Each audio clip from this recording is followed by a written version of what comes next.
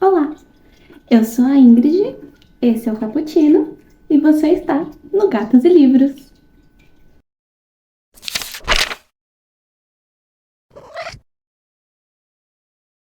Oi, pessoal!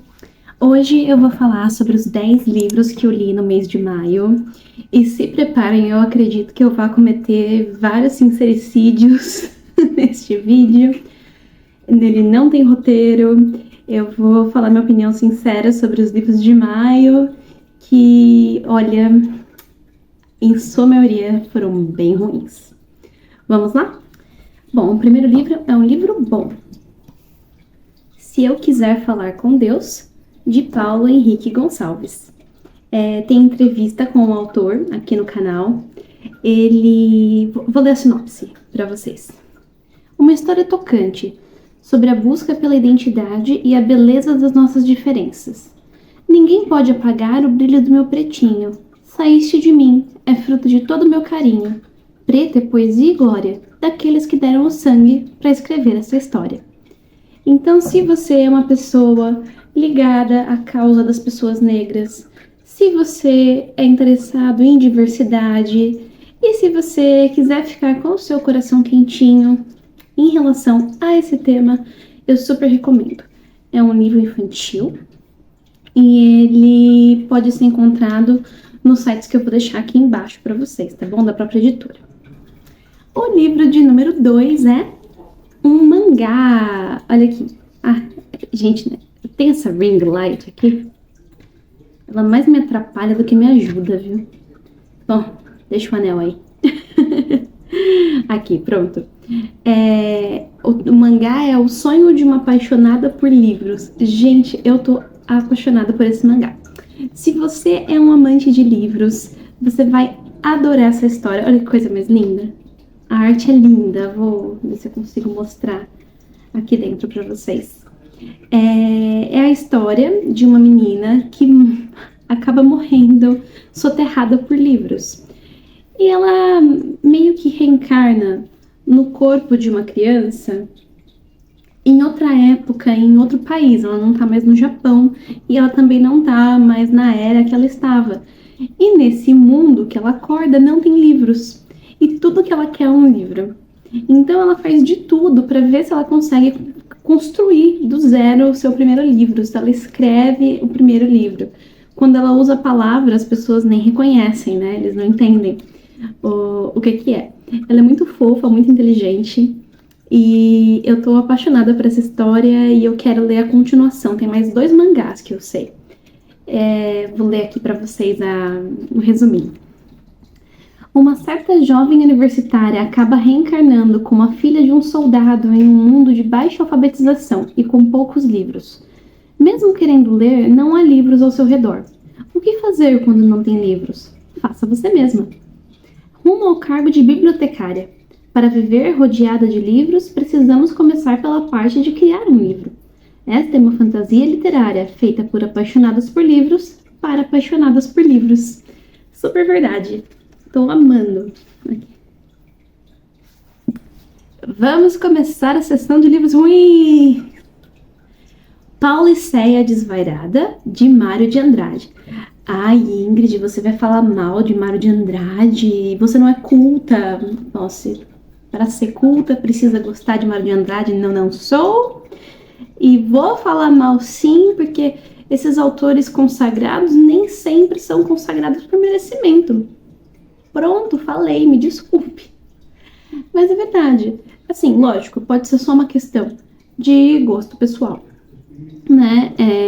Essa poesia do Pauliceia Desvairada, ela é muito mecanicista, muito realista, muito fria. Eu não consegui marcar nenhuma que eu gostasse, né? Ele fala de São Paulo, da cidade de São Paulo. Inclusive tem uma rua aqui em São Paulo, né, com o nome dele. E ele fala...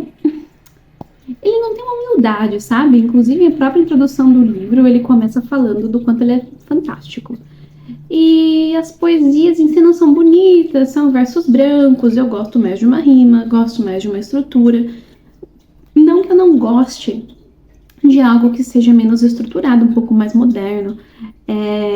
Mas eu não gosto de leituras frias. E eu acho que a frieza é o que tem aqui na poesia do Mário de Andrade. E você pode me perguntar, mas poxa, ele tá falando sobre São Paulo e você não quer frieza? Não, não é só de frio que vive o paulistano. Tem muita coisa boa aqui também, sabe? Lógico, tem muita coisa ruim. Mas não gostei. E o celular tá chacoalhando por causa do shoyu. Vamos ver se eu consigo mostrar o shoyu pra vocês, pra deixar isso aqui mais feliz. Não, fugiu. Falando em gatos, Cheese Sweet Home, parte 7. Bom, se vocês já assistiram os vídeos anteriores, vocês já sabem que eu sou apaixonada por esse mangá. Ele é a coisa mais fofa e feita em aquarela ou lápis de cor do mundo, não sei exatamente. É muito engraçado. Para quem ama gatos, ele é perfeito porque conta realmente como eu acredito e como o autor acredita que um gatinho pensaria, né? Então, é muito doce, muito meigo, muito fofo, muito coração quentinho. Então, eu mais do que recomendo Tea Sweet Home. Preciso comprar o próximo volume. Alô, Amazon! Outra polêmica. Antes do Baile Verde, de Lígia Fagundes Telles, essa capa linda e esses contos que eu não gostei. Desculpa, internet, eu sei que a Lígia Fagundes Telles é uma queridinha do Brasil, né? Ela tem o seu valor. Quando eu não gosto de um livro, não quer dizer que eu não reconheça o valor do autor. Né, o próprio Mário de Andrade, eu lembro que eu gostei quando eu li Macunaíma, né? Então nem tudo que a pessoa escreve, a gente não vai gostar. Por isso a gente tem que dar segundas chances. Por enquanto eu ainda não dei pra Virginia Woolf, depois que eu li... Qual foi aquele livro que é Fluxo de Pensamento? Mrs. Dalloway. Ainda não dei uma segunda chance pra ela, mas eu tenho o livro Orlando aqui e eu vou dar uma segunda chance. Então sim, eu vou ler mais sobre Mário de Andrade, eu vou ler mais Lígia Fagundes Telles, mas nessa primeira experiência eu não gostei. Tá, então vamos lá, algo bom. Algo bom é que ela tem uma escrita muito elegante. Essa senhora realmente escreve muito bem. Dá pra perceber isso, eu acho que eu tenho que admitir. Por que eu não gostei dela? Pela mesma razão do Mário de Andrade. Eu achei ela fria, calculista. Fria. Eu não tenho outra palavra. Tá me faltando vocabulário, igual faltou em um dos autores que eu vou falar aqui hoje, outro autor polêmico. Mas me falta sentimento, sabe? Eu gosto muito de leituras que aquecem o coração. E não, a leitura da Lígia não aquece o coração. Acho que ela é muito crua. Não no sentido de falta de preparo, porque ela realmente é uma boa escritora, mas no sentido de... Poxa, falta um temperinho, assim, sabe? Falta... Se eu fosse comparar com uma comida, seria um sashimi, embora eu adore sashimi, sabe? Tá faltando fazer um tepã de salmão. Gente, ficou péssima essa analogia, não sei nem se eu vou deixá-la aqui, talvez eu corte na edição. Mas enfim. Eu gostei de um dos contos somente, que é Venha Ver o Pôr do Sol, acho que é esse o título. Porque eu achei... Ah, lembrei. Eu achei que esse conto tinha começo, meio e fim. Venha Ver o Pôr do Sol. Eu achei que ele teve um desfecho inesperado e eu pensei, poxa, gostei, legal. Eu gosto de contos. Os outros eu senti que eles não tinham fim. Foi uma coisa meio Stephen King, sabe? Falou, chegou no fim. Cadê o clímax, sabe? Né? Então eu senti isso antes do Baile Verde, mas continuo achando esse livro lindo. Né? Olha, é a minha cor preferida. Agora, vamos falar de coisa bonita. Mário Quintana. Eu, na verdade, acabei lendo Mário de Andrade porque eu confundi os Mários. Eu queria ler uma poesia específica do Mário Quintana, que eu acho linda, vou até ler pra vocês. Só que eu confundi os Mários, comprei um box do Mário de Andrade e acabei lendo Mário de Andrade em vez de ler Mário Quintana, então resolvi esse problema comprando o livro certo. E, bom, aqui já tem algumas poesias que eu gostei, né? Outras que eu não gostei tanto, mas assim, em todo livro de poesia, raramente você gosta 100% das poesias. E eu acho, primeiro assim, eu acho uma gracinha, diferente do Mário de Andrade, que meio que se acha, olha que gracinha. Olha esse senhorzinho. Ah, gente. E tem uma poesia que se chama Este Quarto, que eu gostaria de ler para vocês. Ela conversa muito bem com a minha última resenha, né? Sobre a morte é um dia que vale a pena viver. A própria doutora Ana Cláudia Quintana antes é uma fã de poesia, ela escreve poesias. E essa poesia é sobre a morte, mas ela é muito linda, né? Então eu gostaria de ler para vocês, com licença. Este quarto. Este quarto de enfermo, tão deserto de tudo, pois nem livros eu já leio, e a própria vida eu a deixei no meio, como um romance que ficasse aberto. Que me importa este quarto em que desperto, como se despertasse em quarto alheio? Eu olho, é o céu, imensamente perto, o céu que me descansa como um seio. Pois só o céu é que está perto sim, tão perto e tão amigo, que parece um grande olhar azul pousado em mim. A morte deveria ser assim, um céu que pouco a pouco anoitecesse e a gente nem soubesse que era o fim. Ah, não é lindo? Coração quentinho. Vamos ao próximo livro ruim! As Mentiras que os Homens Contam, de Luiz Fernando Veríssimo. Primeiramente, gostaria de pedir desculpas à minha amiga Thaís, que foi quem me emprestou esse livro.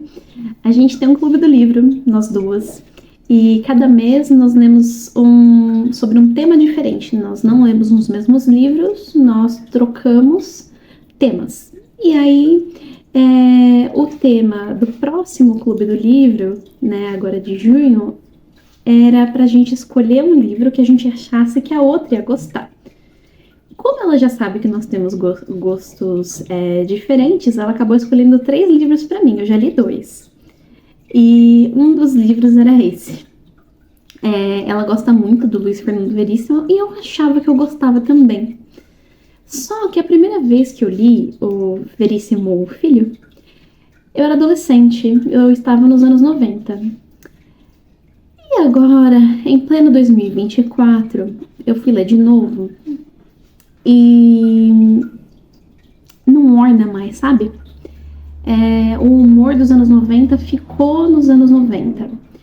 Eu acho que a gente fez muito bem em virar em se tornar pessoas que questionam mais, né? Muita gente chama de mimimi, mas nem tudo é mimimi. Eu acho que, por exemplo, aqui vai ter muitas piadas sobre homossexuais.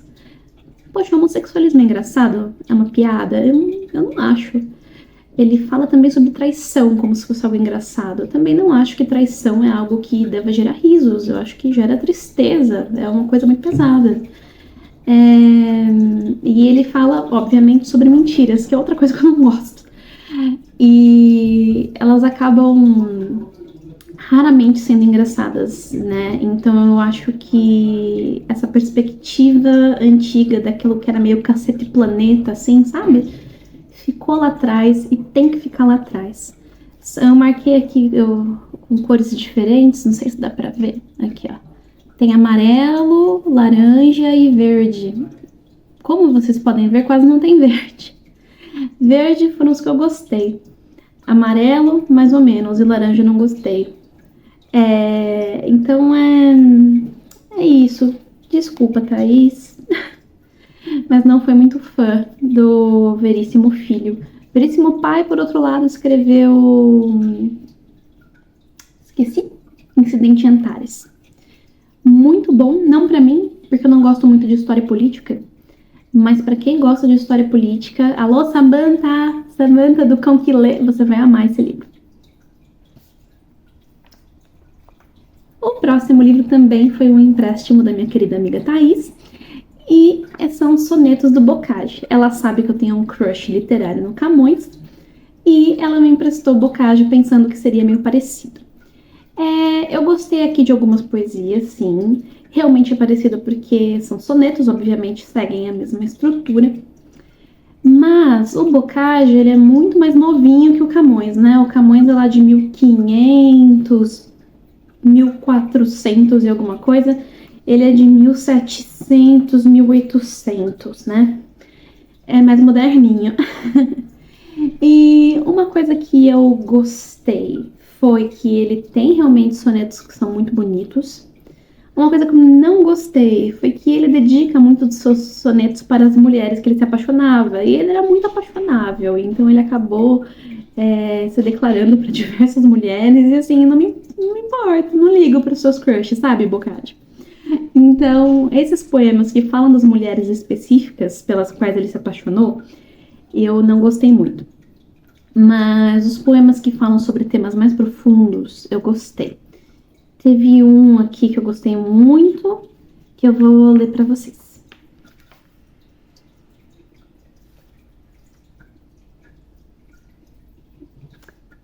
Coincidentemente, ele também é sobre a morte, né? É um tema que eu já conversei com vocês, né? Me interesso muito, eu acho que a gente não tem que ter tabus sobre ele. E esse aqui se chama Meu Ser Evaporei na Vida Insana. Meu ser evaporei na vida insana, do tropel de paixões que me arrastava. Ah, cego eu cria, ah, mísero sonhava, em mim quase imortal a essência humana. De que inúmeros sóis a mente ufana, existência falaz me não dourava, mas eis sucumbe natureza escrava ao mal que a vida em sua origem dana. Prazeres sócios, meus e meus tiranos, esta alma que sedenta em si não coube, no abismo vos sumiu dos desenganos. Deus, ó Deus, quando a morte à luz me roube, ganhe um momento o que perderam anos, saiba morrer o que viver não soube. Achei esse último verso bem forte, bem bonito. Obrigada, Thaís. Polêmica já perdi. Qual número? É Assim que Acaba, de Colin Hoover. Por que eu li esse livro? Falei do Clube do Livro, né, com a minha amiga Thaís, e o tema de maio era livro ruim. Ai, desculpa, fãs. Aí, calma, eu vou me redimir.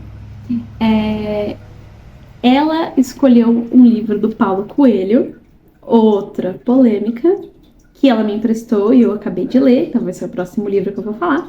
E eu escolhi Colin Hoover, porque eu já tinha um certo preconceito com a autora. Pronto, falei. Mas eu acho que a gente tem que ler para ter conhecimento de causa para poder falar mal ou falar bem, né? Então eu resolvi ler a Colin Hoover para saber se ela realmente não era tão legal assim, né? E eu acabei me surpreendendo positivamente. O livro, ele fala sobre violência doméstica e durante a história eu fiquei torcendo muito pela personagem principal para que o livro tivesse um final que ajudasse mulheres que passam pela mesma situação. Eu fiquei muito feliz. Spoiler alert, talvez? Vamos lá? Eu fiquei muito feliz ao saber que o final do livro não foi um clichê do tipo, vou te perdoar porque eu te amo. Não foi assim, né? Ela acabou, é assim que acaba, né? Ela acabou com um relacionamento que fazia mal para ela. E toda a jornada da Lily, ela pode ajudar mulheres que conhecem alguma outra mulher que passam pela situação de violência doméstica ou por alguma mulher que por acaso passe por isso. Ela é muito empata aqui. Existe muita empatia nesse livro para com as pessoas que sofrem disso. Ela fala muito do julgamento que as pessoas de fora têm em relação a alguém que está em um relacionamento abusivo. A gente sabe, né, por conhecimento comum, que a gente vê alguém sabe de alguém que está em um relacionamento abusivo e fala, mas poxa, por que não termina? Por que não acaba? Por que não sai disso? E ele explica aqui por que não é tão fácil assim para a pessoa terminar esse relacionamento. Por que E outra, por que é sempre culpa da mulher, né? Por que é ela que precisa sair desse relacionamento e não o homem, né? E não o agressor sair. Por motivos óbvios, mas enfim, ela questiona tudo isso. Ela questiona a nossa opinião sobre a pessoa que é agredida, né? Eu acho muito importante, principalmente como mulher, entender que a vítima é uma vítima, ela não tem culpa daquilo que acontece com ela. E ela precisa, muitas vezes, de ajuda para conseguir se livrar de uma situação difícil, como a situação de abuso que acontece dentro de casa. Então, parabéns para Colleen Hoover por ter tocado num tema tão delicado. Eu não achei, diferente de muitas críticas que eu vi por aí, que ela banalizou a violência doméstica. Eu achei que ela falou de uma maneira bem profunda, inclusive os momentos que você fica com um pouco de raiva da personagem, que é que ela acaba indo e voltando um pouco, né, com o Ryle. Ela justifica isso, existe um epílogo aqui no livro em que a Colleen Hoover explica que esse é um livro basicamente autobiográfico, que é a história da mãe dela. Então, eu achei que foi bem escrito nesse ponto. Ela mesma diz que escreve livros para entreter, então que ela não tem a pretensão, ela não diz, usa essas palavras, né? Mas ela não quer ser a Jane Austen, ela quer escrever livros para entreter. Mas esse aqui é um livro que ela fala de uma causa. E eu achei que ela falou muito bem. A única coisa que eu não gostei muito desse livro são as cenas, são alguns diálogos dentre eles, né? Umas cenas mais hot. Eu achei que elas ficaram meio fora de contexto. Eu achei meio inadequado. Acredito que o livro seja YA, Young Adults. Gente, quando é que a gente parou de falar, né, que o livro é para jovens adultos? Quando é que a gente começou a falar bowl em vez de tigela, sabe? Não entendo. Pronto, desabafo feito. Eu acredito que o livro é para jovens adultos eu não recomendaria para infanto juvenil. Eu acho que essas cenas mais pesadinhas ficam melhores para quando você é mais velho. Então é isso sobre a Colleen Hoover. E agora, Paulo Coelho.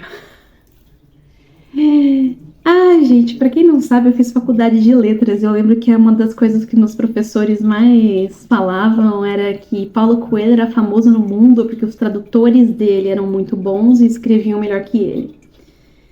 E eu sempre fiquei com isso em mente, né? E pensei, imagina, né? É preconceito literário, eles estão exagerando. Não estavam. O livrinho mal escrito. Ai, gente. Poxa.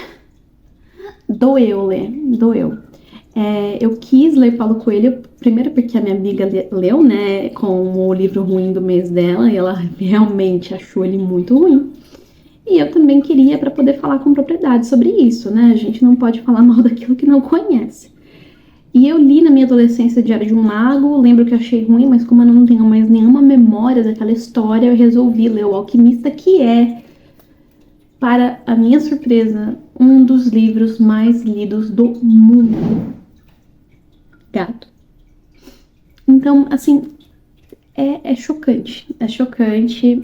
Eu acho que isso mostra muito sobre as pessoas e sobre da carência das pessoas de ouvirem palavras de incentivo, e também de como o mundo precisa de bons livros e de pessoas para lerem bons livros. Enquanto o mundo achar que livros como esse são bons,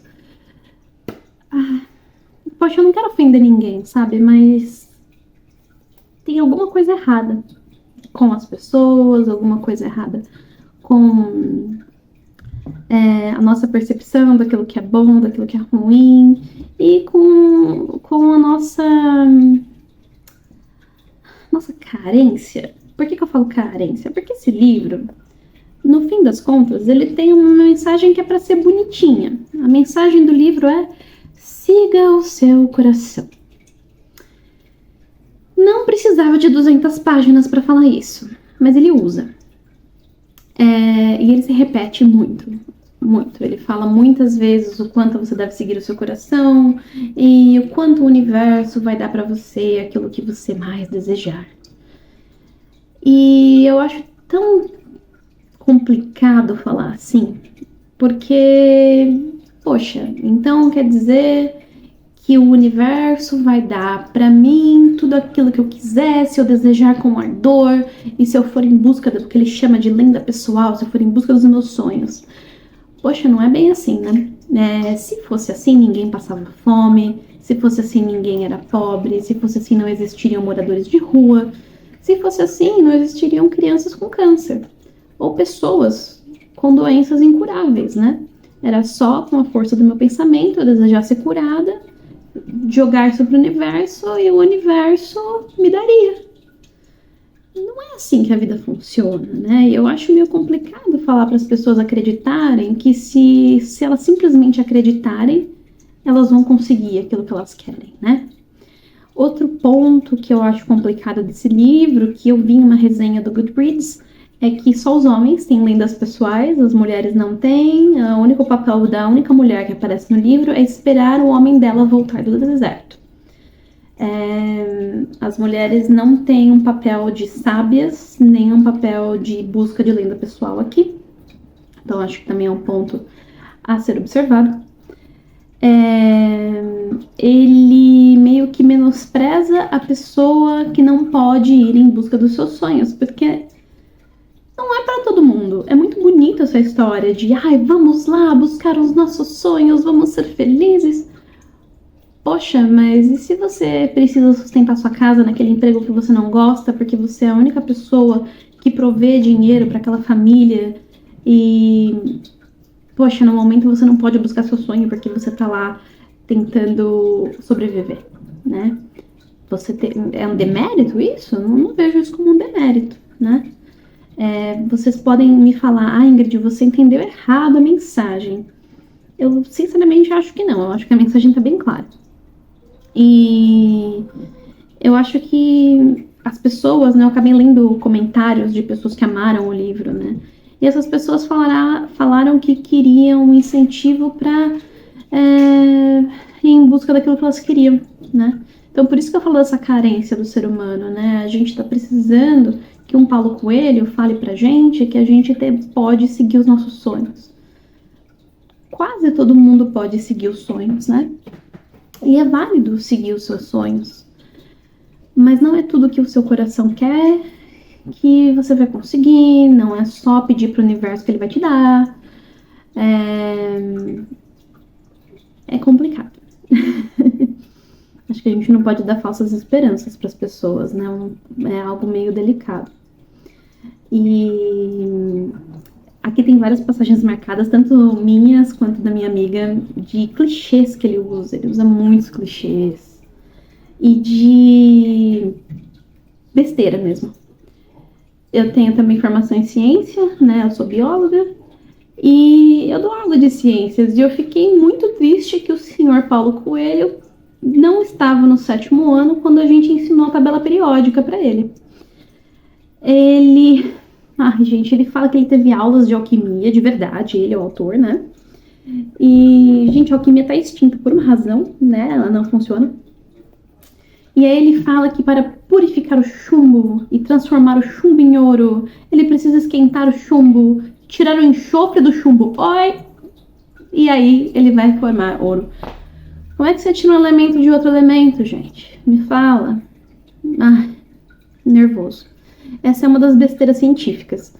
Mas eu acho que as besteiras morais aqui são maiores. Besteiras filosóficas, eu diria. Então, é isso. Se você quiser me criticar nos comentários, fique à vontade. Se você quiser concordar comigo nos comentários, fique à vontade também. Fique à vontade para comentar, dar engajamento no vídeo, tá bom? Então é isso. Muito obrigada para você que assistiu até aqui. Espero que você tenha gostado. Espero que você não tenha se ofendido. Eu sou bem paz e amor. Mas acho importante falar algumas verdades. São verdades para mim, pelo menos. Um beijo no coração e até o próximo vídeo. Tchau, tchau.